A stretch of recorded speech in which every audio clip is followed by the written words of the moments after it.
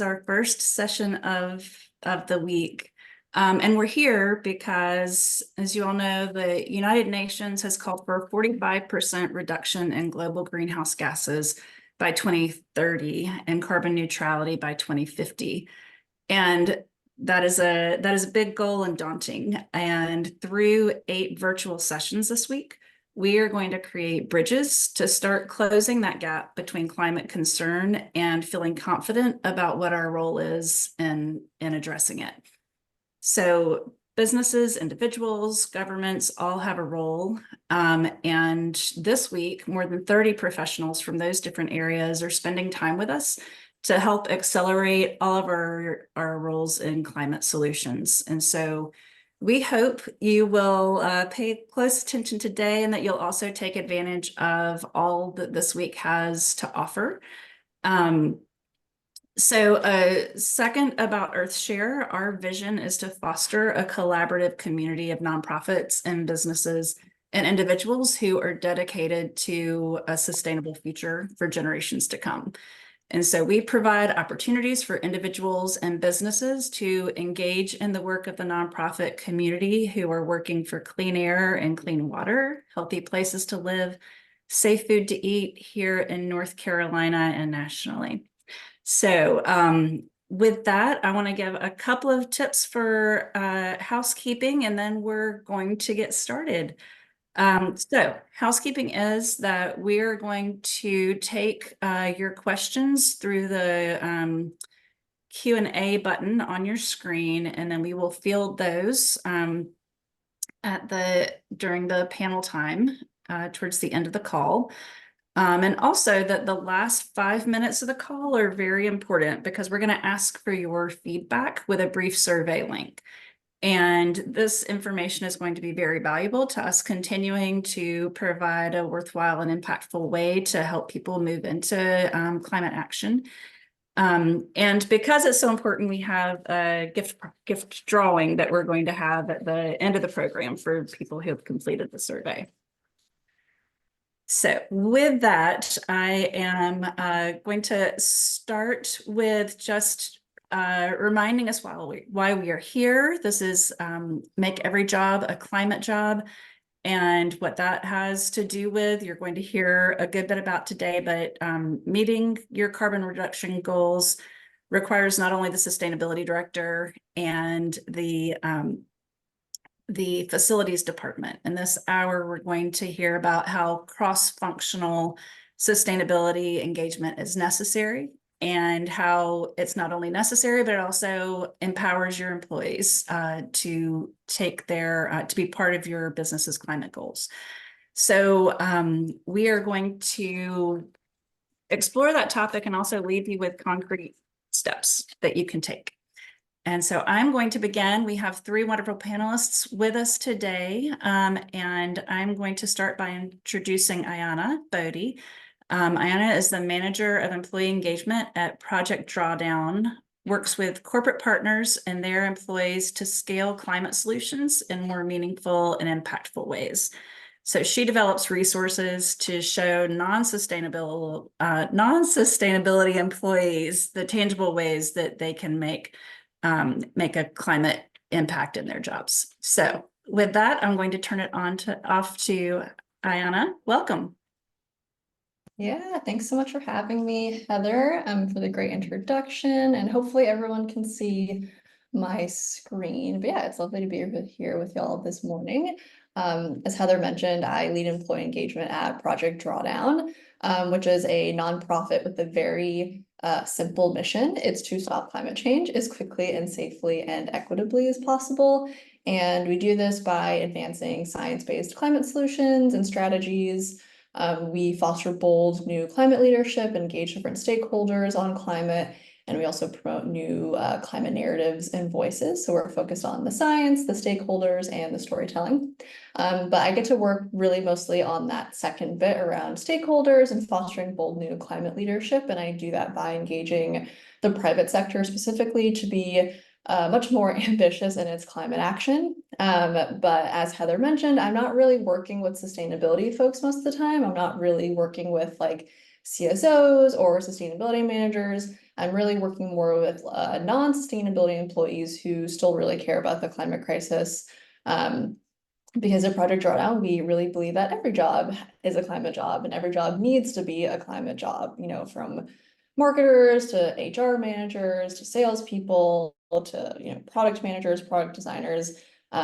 Everybody needs to be involved in helping their company reach ambitious climate goals. So today I'm just gonna really quickly talk about like this concept of why every job is a climate job, and hopefully leave you feeling a little bit more empowered to take climate action in your workplace, or if you are on this call and you're already in a sustainability position or in a leadership position, hopefully help you figure out ways of how to engage your colleagues from across different teams on your company's climate goals. And then I'm gonna hand it over to my fellow panelists to make this like every job is a climate job concept a lot more tangible. So I think we all know that the climate crisis is really big. We're obviously seeing like a lot of devastation in North Carolina right now. So I think North Carolina Climate Week cannot be coming at a better time. But thankfully we do know what the solutions are, right? So at Project Drawdown, we've actually cataloged like almost 100 solutions to the climate crisis that have readily available data. They're ready to be deployed. They're already growing in scale and they're financially viable. So we know what we need to do, but we know that we need to do a lot. From deploying utility scale solar to reducing food waste to restoring forests to increasing electrification. There's so much that we need to do in a pretty short amount of time. And I encourage all of you to check out these different solutions on the Drawdown website. But I like to just talk about the fact that we have so many solutions because I think it really emphasizes the fact that we have a lot of ways we can play a part in helping solve the climate crisis. But just knowing what the solutions are really isn't enough to actually help bring about the solutions into the world. Also, if you're on this call today and you know, maybe work a more like 9 to 5 type of office job, you might be thinking, you know, a lot of these solutions don't really apply to my job. Like I'm not helping install solar panels. I'm not out in the forests planting trees. You know, none of this really relates directly to my day job. And that's totally fair. And most of these solutions, they probably won't relate directly to your day job into like a typical 9 to 5. And that's why I think knowing what the levers are for scaling climate solutions is really, really important. And so we know that we have a lot of solutions, but we also have a lot of ways to scale those solutions, especially in like more organizational settings like the workplace. So I think in order to understand how individual employees have power to create or take climate action in their workplaces, employees need to first understand how their employers, so the company or organization that they work for, have the power to create change. So I'm going to kind of double click into these levers that businesses and organizations can pull to help accelerate climate action. So I mentioned earlier that I work with businesses, the private sector, to help utilize their positions to take, you know, more ambitious climate action, thinking about how businesses and organizations can use their political, their financial, their social, cultural influence to take ambitious climate action. And through that work, we've kind of categorized 8 areas of leverage that we think businesses really have at their disposal to scale climate solutions. And we call this kind of checkerboard of framework the Drawdown Aligned Business Framework, which is kind of a mouthful. But it's really just meant to expand how organizations approach climate action. I think I would argue that a lot of businesses and organizations are kind of stuck in that first square around emissions reductions. And obviously we need to reduce emissions. We need to rapidly reduce our operational footprints. I think that's obviously so important and key priority #1. But there's often a lot of influence that companies and organizations have that they aren't really using to their full scale and ability. So when most people think of sustainability within a business context, you know, they think of things like businesses switching to renewable energy, reducing waste, you know, things like cutting down on business travel, composting in their kitchens, etc. And again, all of that is really needed. We should be doing all of that. Or just acknowledging truly how much needs to transform in the world, right, to help mitigate the climate crisis. I really think businesses need to be approaching climate action in a way that is much more kind of like elevated and more systemic. So beyond just reducing operational emissions, they need to think about their stakeholders, their products, their services, their partnerships, their finances, their political engagement, and really ultimately how they, operate their business models and how they define success, especially in the long term. So how can we leverage all of these aspects of how businesses operate and run and influence society? How can we leverage all of that for climate solutions? I'm not going to go through every single square because it's a ton of information. I don't have too much time, but I encourage all of you to check it out online. I think we'll put the link in the chat, but it's called the Drawdown Aligned Business Framework. But yeah, instead of going through every single square, I'm going to just quickly talk about what this framework really means, kind of using an example. I'm going to use renewable energy as an example. So if a company wants to be more sustainable, obviously one of the first things it does and should do is switch its operations to run on renewable energy. But it's not necessarily just about, getting operations to be running on renewable energy, excuse me. It's about a lot of other things, right? It's also about engaging the community that businesses operate in and helping people in the community also access clean energy. So an example there, a business could provide community education programs to help people in their communities access funding that will help them run their homes and their livelihoods on clean energy.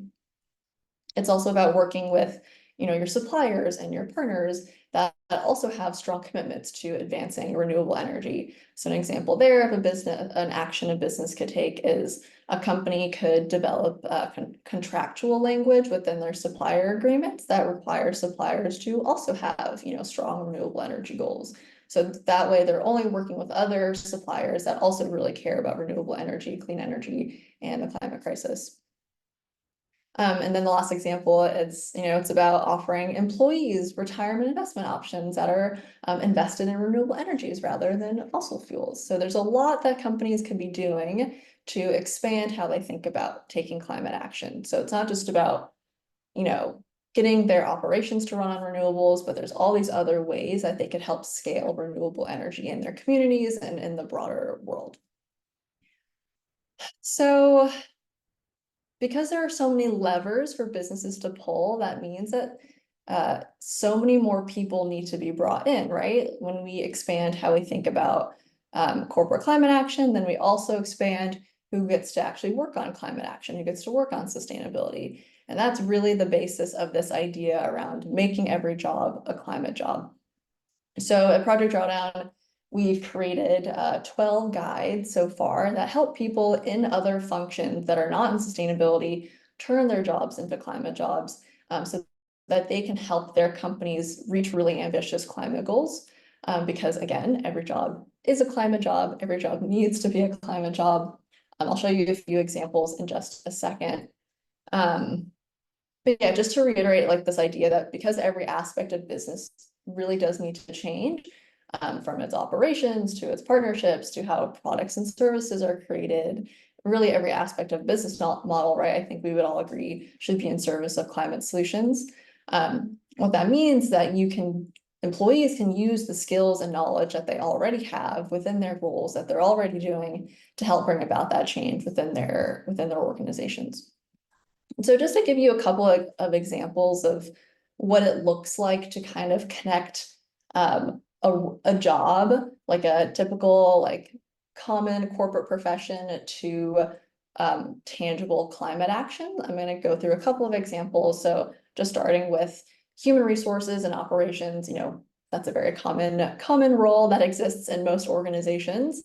So what are some actions that someone in like an HR operations position, what actions could they take related to climate, but that are still related to their day job? One example, I mentioned this earlier, but offer employees financial support for their own climate action. So companies could offer renewable energy or low carbon transportation stipends for their employees, thereby helping the company reach their scope 3 emissions reduction goals.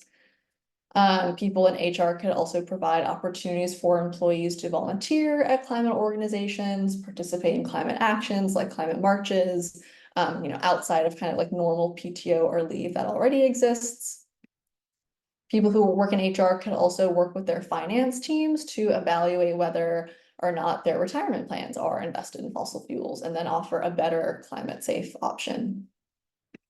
Say you work in product design, what could a product designer do to take climate action that's related to their role? They could incorporate climate information into the products that they're creating to encourage their users to behave more sustainably.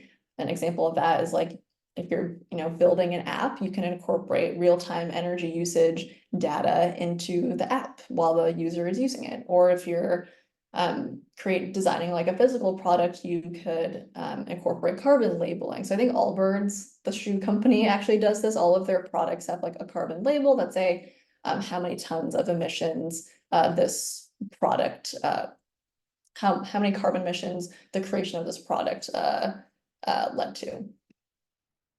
And then another example of an action a product designer could take, they could design UX UI elements for, again, minimize energy consumption.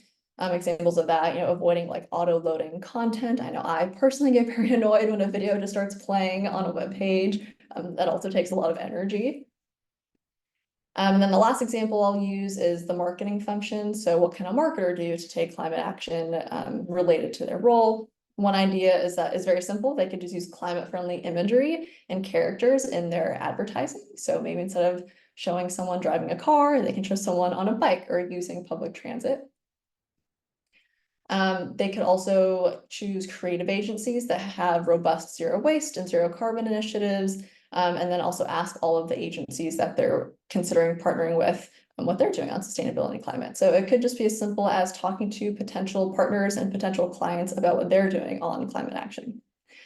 So again, everyone has a role to play, and encourage everyone to check these job function action guides on our website. And just to give you an idea of what they look like, each action guide has its own dedicated web page with a bunch of recommended actions, tips to get started, links to tons and tons of other resources. And you can also download a one-page checklist, which is what you're seeing on the right-hand side of your screen.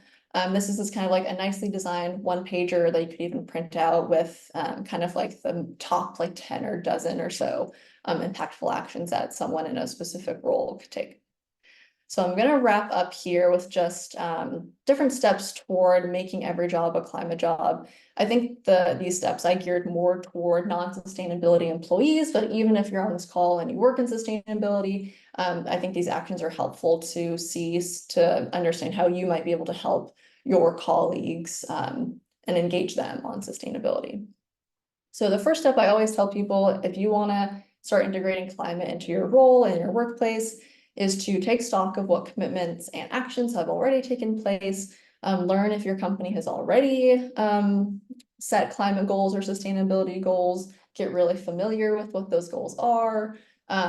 It's really good to know what commitments your company has already made, because then that way you can have kind of like a frame of reference to work within. And if you want to change something about the way that you do your work, you can go to your supervisor and say, hey, our company already has these really ambitious climate goals, and I have like a really good idea of how to help meet those climate goals through the work that I already do. The second tactical step I would tell people to take is to connect with other climate concerned colleagues. It's really important to have support when it comes to taking climate action in the workplace or wherever else, right? It's really important to have a community of practice. And even if you feel like you're the only one in your company that cares about climate, I promise you there are other people.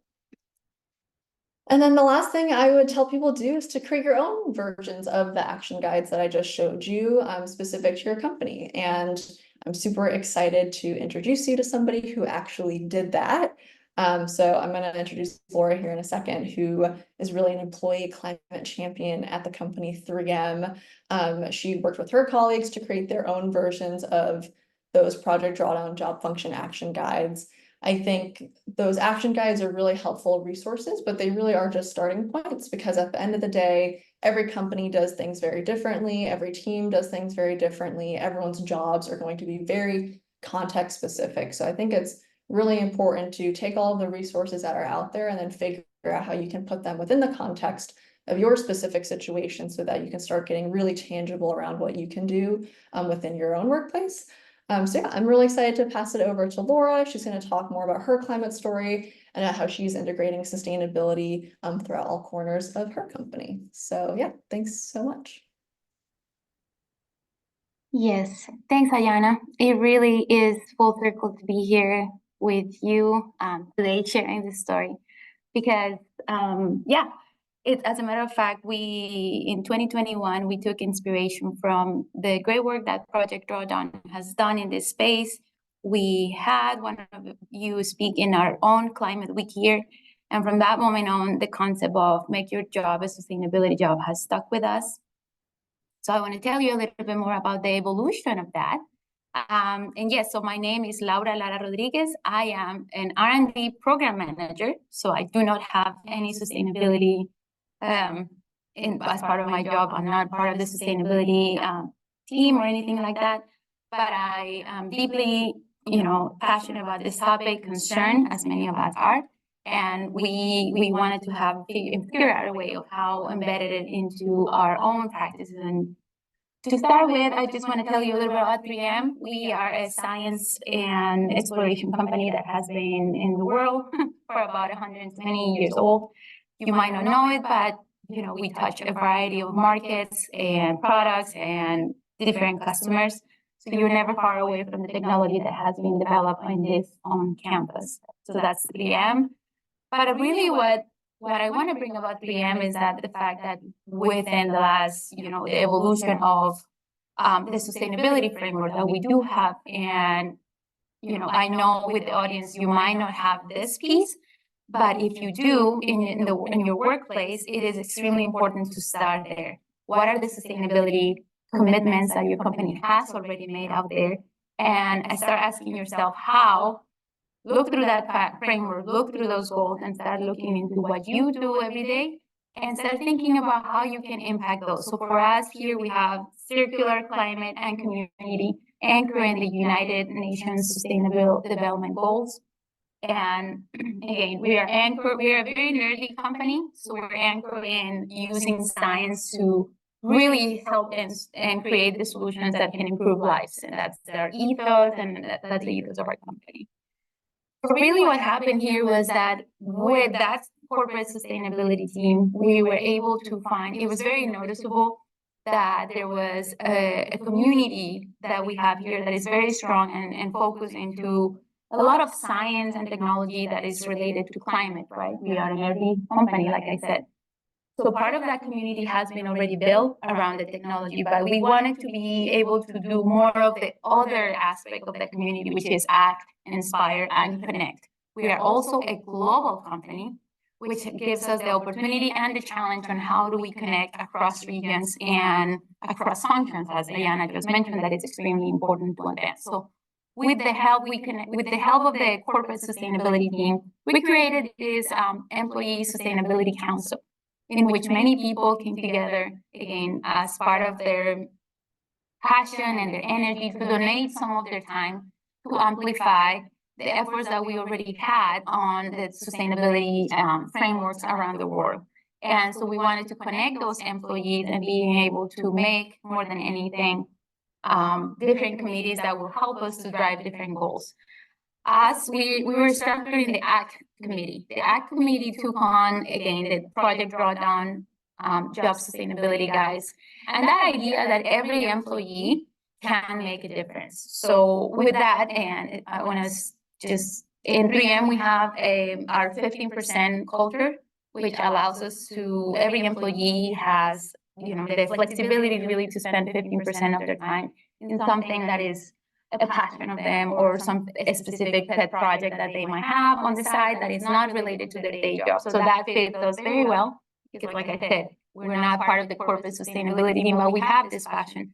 So we had about 15 people coming from every region around the globe trying to understand how do we amplify the efforts on sustainability at a larger scale and make them actionable for us every day. So again, aligning with the corporate sustainability goals and connecting with all the functions, we look through our processes and the ways in which we and 3M operate And we were able to generate initially 5 of these sustainability job action guides, taking a lot of, again, the resources that had been put out there by Project Drawdown. And we also did a lot of our own research into what other companies are doing in the space, right? It's a very neat concept that I have seen replicated in other companies too. So it was exciting to see that we can do it our own, but more importantly, that the ripple effect of this concept had already been happening in many other companies. So we have marketing, customer-facing roles, the R&D leadership, sourcing, and the idea here is to, again, look through the processes, look through the lenses of what we do and how we advance technology and product development in 3M, and how do we identify key actions that each one of these people can have. We generated 5 of these guides, and I'm happy the sustainable manufacturing is actually published in the Project Drawdown website if anybody would like to see it and take a look at more like a deep dive on what we did here. So where I really wanted to spend time is like where to start, like the quick guide. And Ayana touched on a couple of points, but the way I frame this too is like phase 1, 2, and 3. Really, like the phase 1 is that, take action right now, because companies are not made out of walls and, facilities and services, right? Like companies are made out of people. And you speaking up your voice and you telling everybody around you in your work that this is important to you does make a difference. I can speak for myself that at the beginning it felt a little, daunting to think about these problems in the larger scale, but being able to connect with other like-minded people, give me that sense of community and the sense that there's actionable things that we can do every day. So the other thing is like start talking about sustainability, right? So you have the power to change it. Then also start talking about it with your coworkers in the lunchroom, in your team meetings, and more importantly, start raising your hand in the town halls, in those large forums where, like, especially leadership, VPs or presidents of your business unit or your company, just start being that person that asks that question. If there are no sustainability goals in your company, start asking why. Why aren't we doing more in this space, being that it's a global trend? Start becoming the person that raises the hand and asks the question on sustainability. The other thing I want to say about this is like, we have many workforce, encompasses people from very different backgrounds, very different geographies, very different outlooks through this lens of climate, right? So be able to engage with those coworkers that might not be seeing eye to eye in the way you see climate as a crisis. And more than anything, have those respectful and curious conversations and exchanges and be able to be surprised. Because if we don't, the idea here is to create that community and to have that exchange of ideas and enrich each other instead of, kind of like alienate people that might not think the way you think. So that's something that I think I found very important. That moving on to phase 2, just I will say having that discussion with your supervisor, your direct manager about your interest in sustainability. You might not know it, but there might be other things happening in your company that you can help with. So having that discussion is already something that might put you in a better spot to act on it. After talking and start like having those informal discussions, I will say those can evolve, those one-on-one discussions and respectful dialogues can evolve into creating a community that then you can start building about it to explore and discuss the changes that you would like to see in your company. And phase 3, or many other phases that we can take this on, is aligned with the sustainability framework, like we recommended also in Ayana's talk. Do some research. I think this was extremely valuable for our community here. What are the other companies in the field doing for the sustainability space? What are some of the best practices in the industry that you can cross-pollinate and bring to yours? And last but not least is really be ready to make change and to challenge the status quo, because you can find yourself in a situation in like, well, that's the way that we do things because that's the way we do things. And obviously that is not an answer that the planet needs right now. So be ready to take action and to be honest, be brave and respectful, because you might not find, people thinking exactly through your lens, but only by bringing everybody together in this journey is where we actually can make an impact. Last, really the time to act here is now. Between these two presentations, you have definitely actionable things that you can take on. Another item that we are going to cover in our next piece of the talk is the sustainable investment, and I will pass it on back to Heather to introduce our next speaker. Thank you. Thank you, Laura. I wrote down what you said. Companies are made up from people, because while that is obvious, it's something that we don't think about all the time, and how we try to engage and think about businesses getting more involved. So I think that's something to keep front and center. I'm very pleased to be able to welcome Peter Kroll to this conversation. I've known Pete for a long time, and he's a partner and the director of sustainable investing at Earth Equity Advisors, and has been practicing sustainable investing for over 20 years. And so through that time, he has become well recognized as a thought leader in the space of the sustainable investing industry, has many accolades to back that, for me to back that statement up with, but I will just let you learn by hearing from him how passionate and thought-provoking he is in this field. So Peter, thank you for joining us. Thank you, Heather. I usually say I'm coming to you from beautiful Asheville, North Carolina, but unfortunately right now I can't say it's beautiful because it's pretty devastated after climate-fueled storms hit our town. And so I think it's really important and really just timely that we have this going on. Right now, I'm actually out at our cabin. If we talk about the breadth of North Carolina, Tennessee is about a mile that way. So I'm about as far west as you can get in North Carolina. I apologize. My presentation isn't quite what I had hoped it would be. I simply didn't have time because we were getting out from the storm. Because we are a securities firm, a registered investment advisor, I do have to give everybody disclaimers here.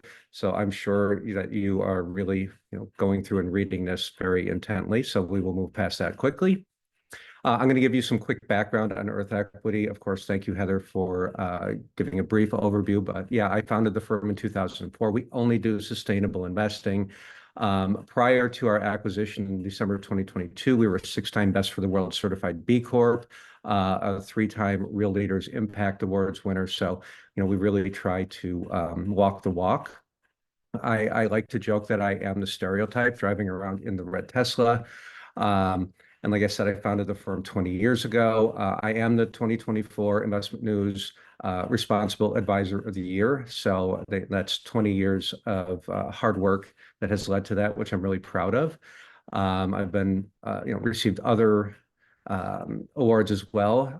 And to carry on the stereotype, that is our house, which thank goodness was not affected by the storms. With solar and with batteries on it, we try to be as sustainable as we possibly can.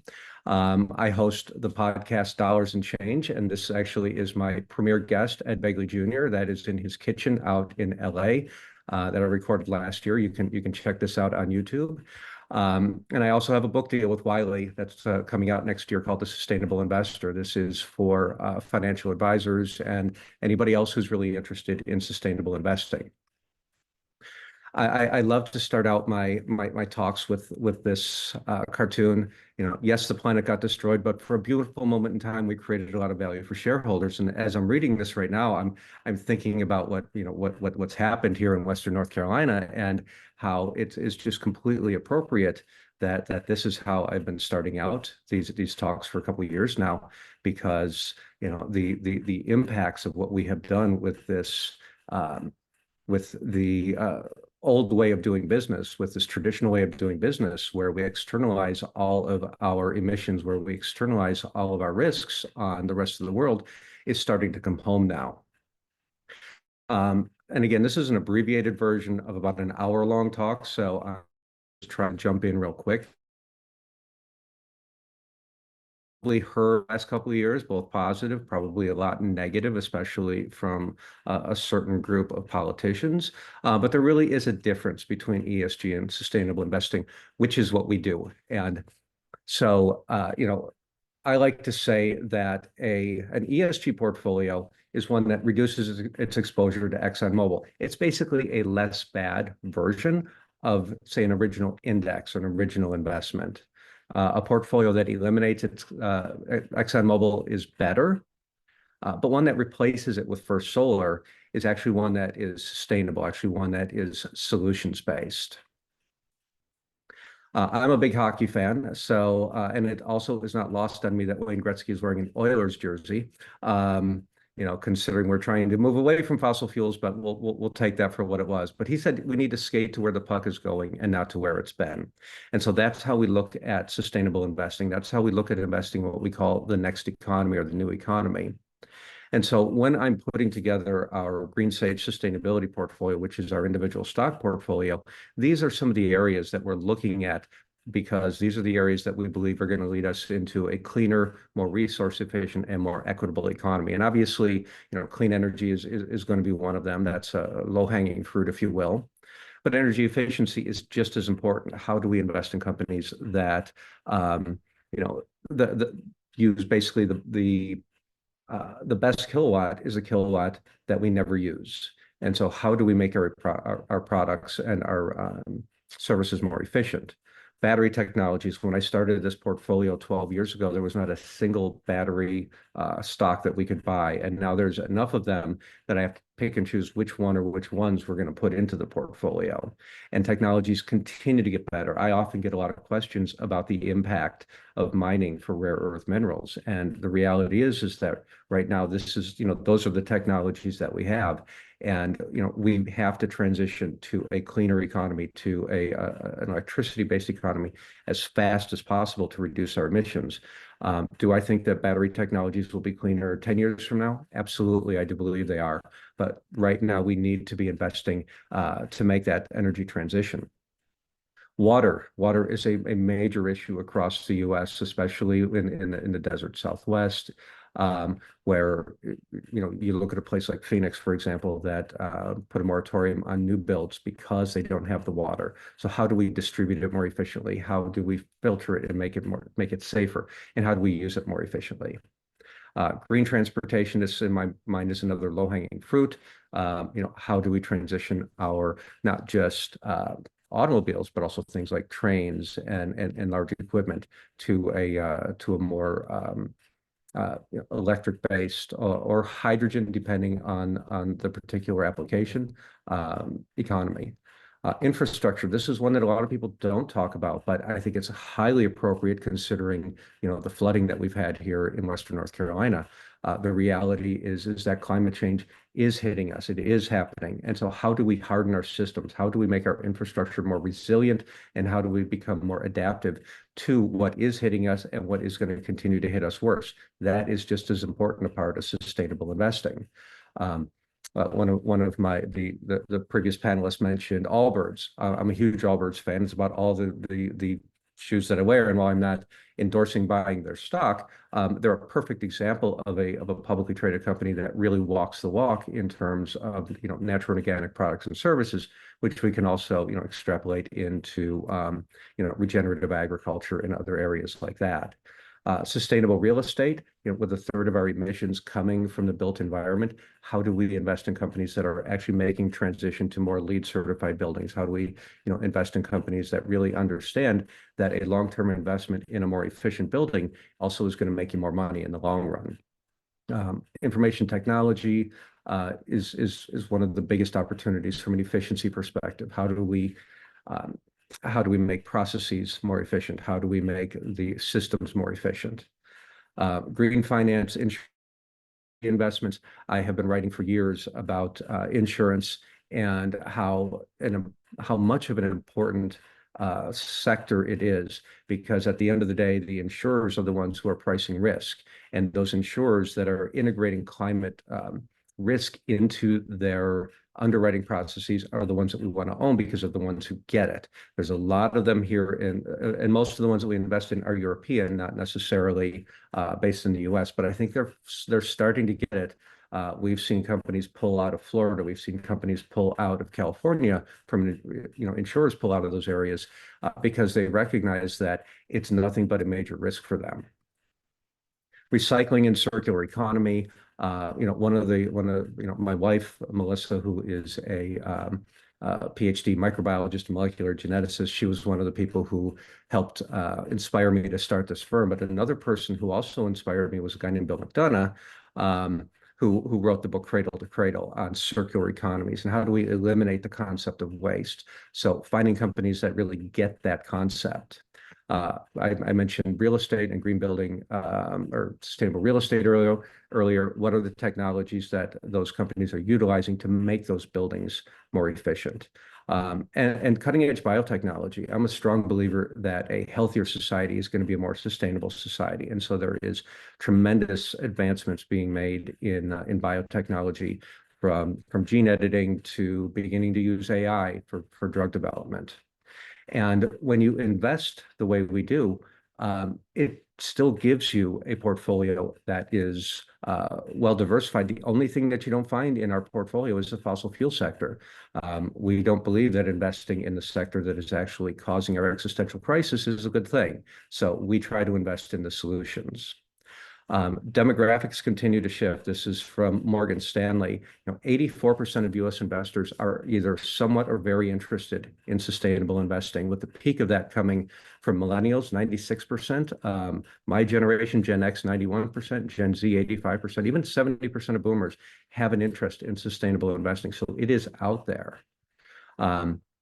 And investors really want to see companies that are addressing environmental issues. They want to see companies that are addressing social issues in overwhelming numbers. If you believed what the media said about this resistance to ESG investing, or what they call woke investing, you would think that these numbers would be considerably less than this. But again, this is coming from Morgan Stanley, not necessarily the most progressive of companies. And so, I tend to think that their numbers are fairly strong. And we talked, one of the previous panelists also talked about getting sustainable options in 401ks, and 2/3 of millennials would contribute more to the workplace retirement plan if they had an opportunity to invest sustainably. We're actually really excited at Earth Equity because we have a brand new what's called CIT, or Collective Investment Trust, which is a product that can be used in 401ks. And so that literally, I took over that fund 2 weeks ago. So we're actually going to start marketing that out really soon, because the vast majority of 401k plans do not have a sustainable investment option. So this is our contact information. If anybody has any questions, please feel free to reach out to me. Again, luckily, I have Starlink out here at the cabin and am able to carry on business semi as usual. So thanks, Heather. Wonderful. Thank you, Peter. And if you have any links that or resources that you want to share with the group from any of the things that you put on the screen, can put those into chat. People will be able to access them. Now we're open to Q&A. So I'm going to start our panel off with what I think is the most rubber hits the road question, but please do put your questions in and we'll be monitoring those as well. Great. So just I think some really insightful information here, and just opening up kind of a new area. Ayanna used the word transformation, and I think that's really the point is we need to look at how things are done differently. And you all pointed to that. I think the biggest thing with how you do things differently is how to overcome that inertia, and what those biggest barriers are to overcome to get this work started. And so I do want to pose that to the group. So two-part question. What for Anna would be what is the biggest barrier that you see companies needing to overcome or individuals and wanting to do that? And then I think, Peter, when it comes to you, it's just as you're seeing people make this step and think about taking that step into sustainable investing, and particularly in companies looking at that being something for their companies. So I can start. I think, and it might be a good segue to Laura as well, because I think one of the biggest barriers I come across when I connect with employees who, really want to take climate action in the workplace, and help their companies be better on climate. One of the biggest barriers I see is just like lack of capacity and lack of time. And I think that, usually sustainability is like, if you're not on the sustainability team, it's going to be seen as an extracurricular. Your manager might not see it as like part of your role. So like, okay, well, you'll just have to find time outside of your work to work on it. And usually when I connect with employees who are really doing a lot, like on their company green team or employee resource group, they're working a lot. And that's one thing I really like about 3M, like Laura mentioned, they're like 15% cultures that they're giving their employees the time to be able to pursue things that they care about. And usually, like most people care about sustainability, like kind of Peter mentioned, right? Like people really care about this. And so if employers give their employees time to explore things that they care about, sustainability is naturally just going to be one of those things. And so, for any employers on this call, I would definitely encourage you to like think about how to build in that time and the capacity for employees to, take climate action, to be innovative kind of within working hours, so that they're not overextending themselves to be able to work on climate. Yeah, I agree with Ayana. I think the main barrier is time and mind share. We all have, and then you put that in the context of your daily flow of life, right? Like you have your family, you're a caregiver in some aspect, you have your job, you want to do well in your job. So there's all these aspects of your life, and it is hard to find that time and that mind share. Obviously, if in the forum that we're in, all of us were here because we cared tremendously about this subject. So I would say, just it's in the context of what we know from your backyard, right, Heather? It's so pressing. The issues are so pressing that honestly I don't see other way for us to enact change if we don't start doing any of the things that we have touched on today. So it's a matter of just, you care tremendously, as I understand that we all do here. It's just a call to do that donate 5% of your time to speak up, to do something, because there are things that are free. Your time is free. You own your time. So that's. Well, and I would follow up to say that we've got a really important day coming up in about a month, just over a month, where we all have the opportunity to vote. And yes, it's great that we might be working on this from a micro level, but we really need to be looking at this from a macro level as well, from a regulatory perspective. There are going to be particular candidates that are going to be much more amenable to climate action. And so making sure that those are the folks that, we're, really supporting and making sure to get in office, because this might be some of our last chance here. I hate to be the doomsday guy, but the reality is, we really need to make sure that the right people get in office for this.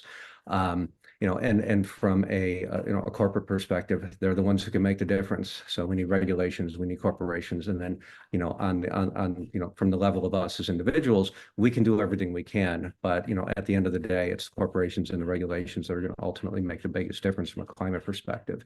And what you were I guess originally your question, Heather, was what can corporations do from our perspective? Again, making sure that you do have a sustainable investment option in your 401k plans is really important. There again, very few of them do. And so, making that effort, and I know that there's been some legal challenges through the Department of Labor rules process, but we're in a period right now where, yes, it's okay to put a sustainable investment option in there. The previous administration said, no, you can't. But, right now we are, and, hopefully we can actually, maintain that and keep that. One of the parts of that basically says that if you put a security in your 401k and it contributes to uptake, so people start contributing more to the 401k, you can pretty much put whatever you want to in there because it's actually adding to to folks' retirement savings. Great.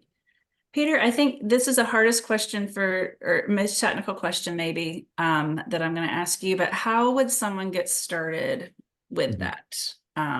Someone with, within a business to get started in offering that. They need to get with their HR department and they need to talk to who their 401k provider is. And they will have access to a number of investment options. If anybody has any specific questions, they can reach out to me and I can, guide you a little bit. I am not a 401k expert by any stretch of the imagination. There are a ton of regulations that go into that are very different than investing as an individual. However, we have experts within our firm that can help guide people in the correct direction, in the right direction. Great, thank you. And one last question for Ayanna and Laura. What was the starting place for your job action guides? Like, where did you feel like this is the place we can start first because people can get their minds around it easiest? Or where would you guide people to start? Anywhere there's interest?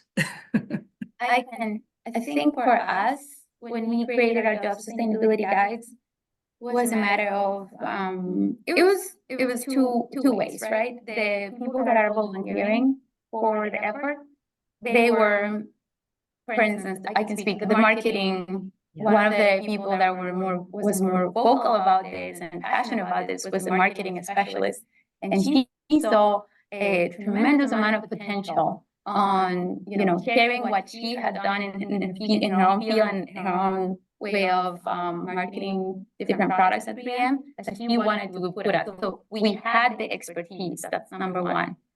And for other ones, the intent was more strategic. It was more, for instance, I could speak for the R&D leadership.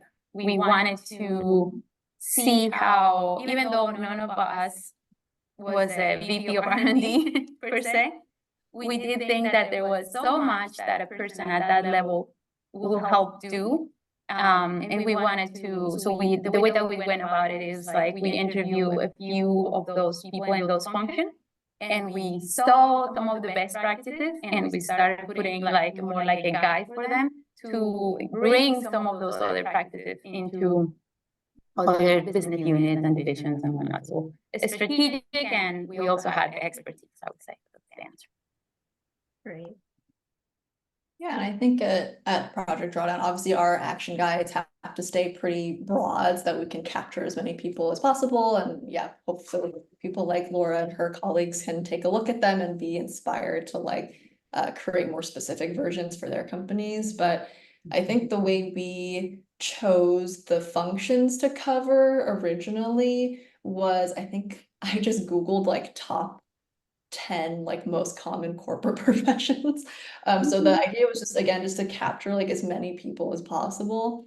And then since then, we've come out with new functions, new guides every year for the past couple of years. And usually those are based off of we get emails from people being we'd love a guide for this type of role. And so it's a lot of crowdsourcing and just kind of keeping up to date with trends in climate. So we recently came out with guides for people who work in asset management and grant making. So obviously climate finance, sustainable investing is such an important topic, and I think it's getting a lot more headway. And so kind of creating guides that also kind of signal to people what is really needed. Yeah, wonderful. Well, thank you all. I really appreciate you spending your time with us today. For those of you who are able to join us, if there's colleagues that you want to have hear this, then this will be the recording will be made available. As I mentioned before, a link is going into the chat right now. And that is what we'll ask you to use to share your feedback. As I said, we have 8 of these this week. We're going to be taking your feedback and working with it as we go, and also just helping us make sure that this is the most impactful program as possible. And so please do give your feedback. Use that link now in the last 2 minutes that you have scheduled with us. And then, as I said, we're going to have a drawing for 5 gift cards at the end of the week. For as many times as you have done a survey in one of these sessions, you'll be entered in the drawing. So I trust that you all are on that site, giving us your feedback now. Peter, Anna, Laura, Rodriguez, thank you for being with us. Happy Climate Week. Thank you. Thank you. Thanks. Bye.